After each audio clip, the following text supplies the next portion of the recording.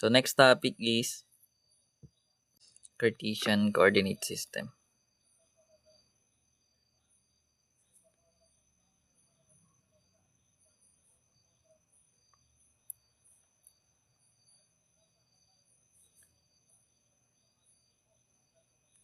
Actually guys, continuation lang to kahapon. So, context. So, meron tayong Cartesian coordinate plane. So, hindi ito yung x-axis natin.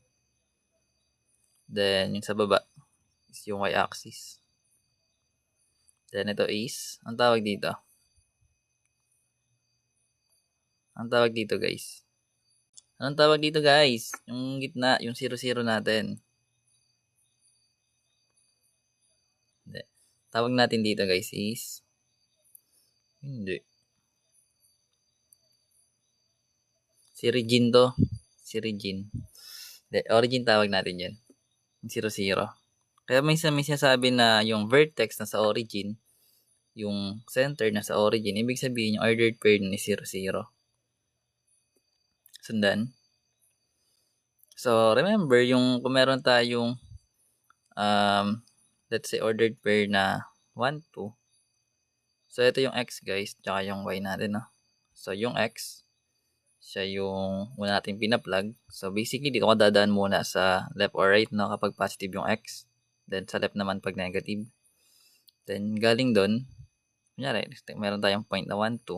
So, 1. Then, 2 units ka na next. Kapag positive naman sa taas, 2 units. Then, kapag negative sa baba. So, dahil positive yung galing dito, angat ka ng 2 units. So, ito yung point natin na 1, 2. At alam kong gets yun. So, punta tayo sa mga essentials regarding dito, no? So, meron tayong guys dito na distance formula. So, using Cartesian, meron tayo dong distance formula, no? So, ibig sabihin distance between points. So, kung gusto mo makuha yung distance ng dalawang points mo, gagamit ka ng distance formula. So, basically, yung formula natin is square root ng x sub 2 minus x sub 1 na naka-squared plus y sub 2 minus y sub 1 na naka-squared. Okay lang yung magkabaliktadan. Basta marunong ka mag-plug ng given. So, meron kang dalawang points. Pwede mo makuha using Cartesian coordinate plane na distance formula, I mean. Then, proceed tayo. Meron din dito, guys, na midpoint formula. So, pagdating sa midpoint naman, kung meron kang dalawang point, yung gitna na yung hinahanap, kaya nga siya midpoint. So, madali lang naman yung formula natin para dito. That is m equals yung x sub 1 plus x sub 2 natin over 2 kasi nahati nga natin sila.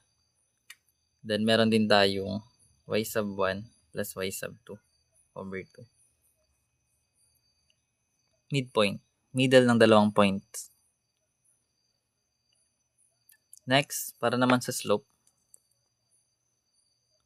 Doon naturo natin ito lahat eh. So, meron kang given na points.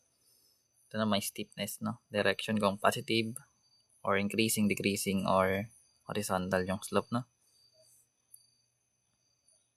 So, basically guys, yung slope natin, let's say m naman, then, pero small letter. So, meron kang given na dalawang points. That is y sub 2 minus y sub 1 over x sub 2 minus x sub 1. Ito yung mga formulas, no? Pagdating dito. So, number 1, dito lang natin sulat. So, let's say meron tayong point A, which is negative 2 tsaka 5. And meron tayong point B, let's say 4 tsaka negative 3. So, ngayon kunin natin guys yung distance niya between 2 points, no? Find the distance. So, gagamitan mo siya ng distance formula. So, actually, kaya mo yun mental eh. Kasi maliit lang yung given. Basta yung formula, kabisado mo dapat.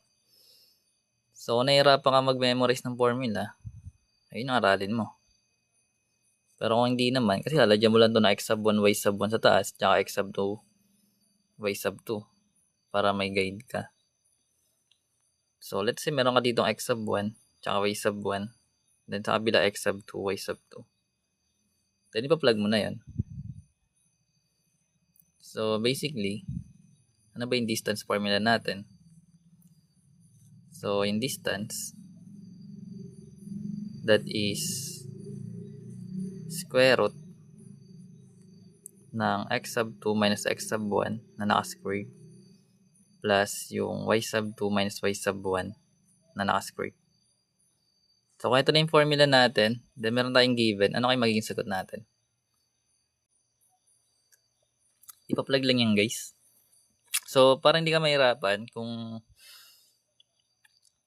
substitute lang, then remember guys, meron tayong mga negatives, no?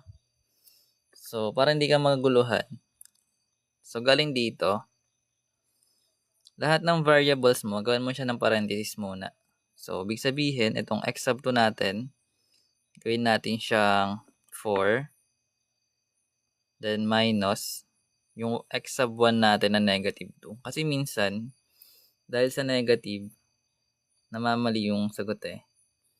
Tulad nito, meron ka dito minus, tapos yung ipa-plug mo sa x sub 1 mo is negative. Yung iba kasi nalalagay nila as 2 na lang dito kasi akala nila yung minus dito is yun na yung negative sign niya.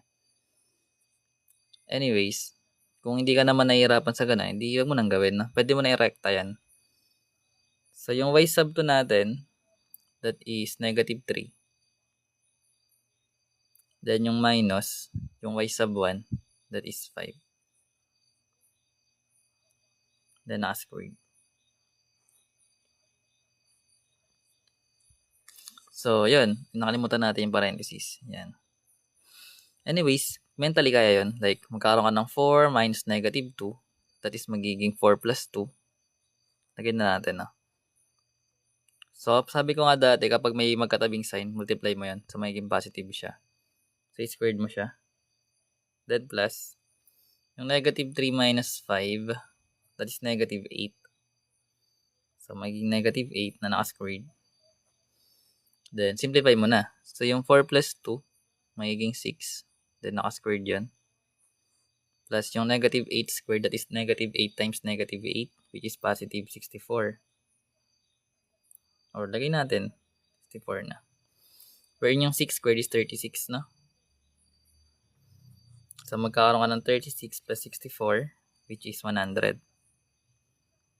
Square root ng 100, that is 10. So, 10 nga yung sagot natin. That's correct. Sundan? Sige. So, meron tayong ganito guys. Ba't wala kasi kayong mga pangalan sa IGN nyo? Sa username nyo? Pwede mo lagyan ng units, pero kung hindi naman nakalagay, lagyan natin. Sige. Pero ito yung distance niya guys. Units na. Lagyan natin. Nagreklamo si Idol. Sabihin kasi yung distance niya nito guys. Galing sa point natin. Pa-plug natin muna, no? Para hindi malito. Oo. Distance eh. Pero walang negative distance guys ha. Hindi porket na nag-atras ka. Kunyari, naglalakad ka pabalik. Yung distance mo maging negative, no? So, ibig sabihin, nag-move ka pa rin. So, yun. Anyways, pag pinlag natin tong point A natin na negative 2, 5. So, unahin natin dito sa left side kasi yung x natin is negative. Then, 5 units upward. So, dito yung nakalagay. Then, yung point B natin, that is 4, negative 3. So, 4 units sa right kasi positive. Then, 3 units downward kasi negative yung y. So, dito naman yan. So, ito guys yung pinapahanap na distance, no? Which is 10 units siya pag ginalculate. Using distance formula. Anyways, ganun siya ginagawa. So, number 2, sundan yun. So, let's say meron tayong C, which is 7, negative 2. And D, which is negative 3, tsaka 8. So, ngayon pinapahanap naman sa case na to is midpoint.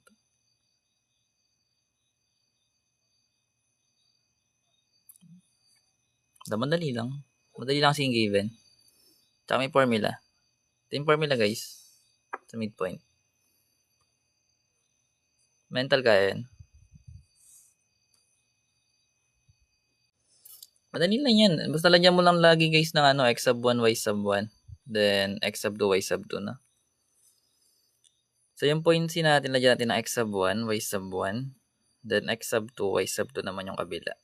Then apply mo sa formula. Pero yun yung midpoint natin. That is x sub 1 plus x sub 2 all over 2. Tsaka y sub 1 plus y sub 2 all over 2. So mentally, kaya na natin yan. No? So magkakaroon tayo guys ng x sub 1 which is 7 plus negative 3 kasi sa x sub 2 natin. All over 2. Then yung y sub 1 natin that is negative 2. Then plus yung 8 na y sub 2. All over 2. So basically makuha na natin na. So magkakaroon tayo ng 7 plus negative 3. That is 4 over 2. Then yung kabila is negative 2 plus 8, which is 6 over 2. Then pag sinimplify natin to, yung 4 over 2 magiging 2. Then yung 6 over 2 magiging 3. So magkakaroon tayo ng 2 tsaka 3 as their midpoint. So katulad ng ginawa natin pag in-wrap, ganun pa rin. No? So gawa ka ng Cartesian. Then 7 tsaka negative 2. So 7 units sa right kasi positive. Then 2 units downward kasi negative. So nandito yung C natin. Then as for D, negative 3, 8. So negative 3 sa left yun. Then 8 units upward. 1, 2, 3, 4, 5, 6, 7, 8. Dito yung isa. So pag kinonect natin to guys, pinapahanap kasi is yung distance. Midpoint nila. So pinagitna. So sabi nakuha is 2, 3. So ibig sabihin ko ito yung 2 natin. Ito yung 3. Dito yung parte. Dito mama. Pero ganyan dapat. So ito yung point natin na nakuha. Na midpoint nila. Anyways, madali lang yan. Next na agad para matapos na. So let's say, huwag na tayo kamuha slope. Yung slope madali lang naman eh. Ito lang naman yung formula. So number 3. Lagyan natin dito. Pero pwede rin siguro kung gagawa tayo, no? Para sa slope. Pero madali lang yun. Anyways, sabi ko nga guys, dito yung mga bids, oh. Kung naghanap kayo ng reviewers. Punta tayo dyan. So let's say meron tayo guys na x tsaka 2. Tapos, and 3, 6. And yung distance nila guys is equal to 5 units. So, ano kaya yung value ng x? Intindihan? So, paano pag ganito? Yung given. So, missing yung isang point ng ordered pair. So, paano mo siya gagawin? So, parang manipulation na lang to guys eh. Diba? So, basta kabisado mo yung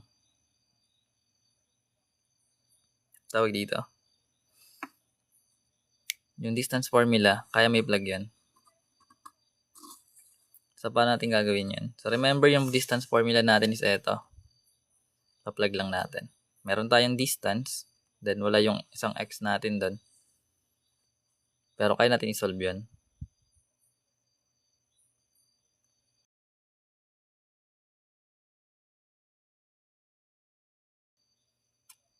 Sundan. So, plug na lang natin. So, yung copy lang natin yung formula para hindi nyo makalimutan. So, yung distance, that is x sub 2 minus x sub 1 na naka-squared plus y sub 2 minus y sub 1 na naka-squared. Sa plug lang natin, meron tayong distance. So, sabi natin, di ba kanina, nandiyan mo lang siya ng x sub 1, y sub 1, then x sub 2, y sub 2. Then, pa-plug mo na. So, yung distance natin, that is 5 units. So, lagay natin yung 5. Then, meron tayong x sub 2. That is 3 minus x, no? Kasi yung x sub 1 natin is x. So, meron tayong square root ng 3 minus x. Naka-squared. Then, plus yung y sub 2 natin na 6. Tsaka yung 2 natin. So, 6 minus 2 yun. 6 minus 2 na naka-squared. Then, simplify na muna, ano? Ito guys, meron tayong 3 minus x squared. Pag sinimplify natin to or pag in-expand natin, anong kakalabasan nito? Uy, si Limited Idol, nandito na. Patay tayo, wala pa si JM. Joke lang. So, magkakaroon tayo guys ng 5. Para kinapi lang natin to.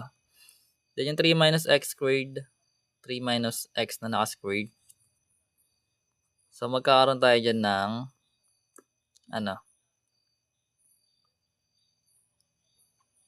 kung familiar ka sa binomial expansion, madali lang to eh. Diba? Pwede ba to expand or mamayan na natin expand? Pwede naman kasi actually. Anyways, gawin na natin. So, magkakaroon tayo ng 9. Then, 2 times 3, 6 times negative x. Magiging negative 6x. Then, yung negative x times negative x, magiging x squared, no? Ganyan siya ginagawa. Square mo to para sa first term. Square mo to para sa last term. Mag-multiply ka ng 2. Multiply mo yung mga terms mo. Kasama yung sign. Kaya nakakuha tayo ng 6 na negative. Thank you, Limited Idol. Yaman na.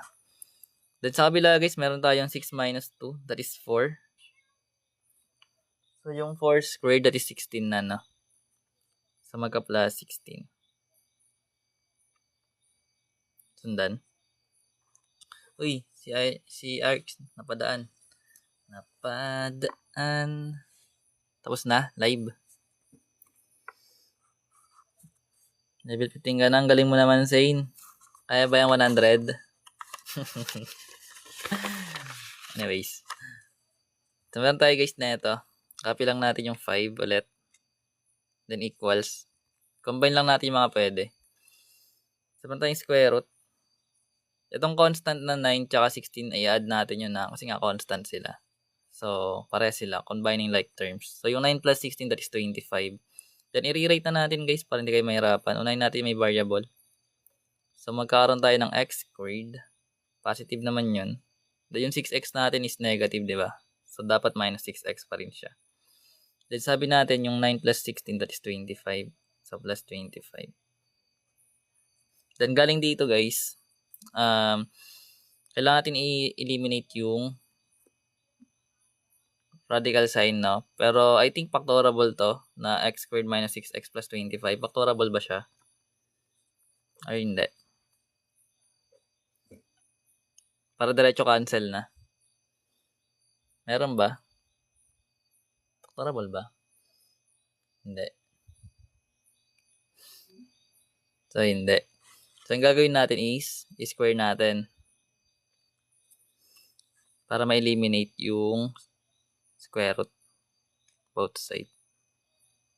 So, magkakaroon tayo ng 5 squared, which is 25. Then, ito may eliminate. So, matitira yung x squared minus 6x plus 25. Then, after that, anong sunod? Lipat natin sa kabila. Yung 25. Kasi quadratic, no? Equate natin sa 0. So, magkakaroon tayo ng x squared minus 6x plus 25. So, yung 25, pag nilipat natin sa right side, magiging minus 25 na siya. Wherein yung 25 minus 25 magiging 0.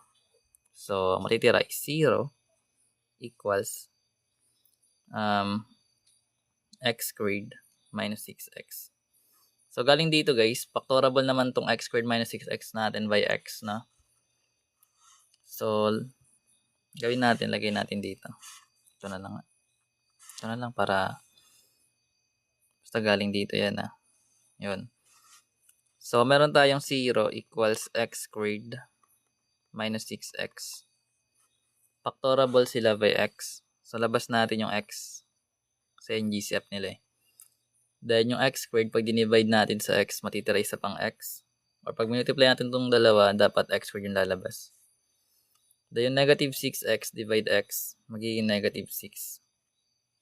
So, itong factored form, i-equate lang natin sa 0, then makukuha na natin yung roots na. So, meron tayong 0 sa una. Then, yung x minus 6 natin, equate natin sa 0. Which is magkakaroon tayo ng 6. So, dahil guys, yung distance natin is kita naman na malayo. So, ito yung mga possible sagot.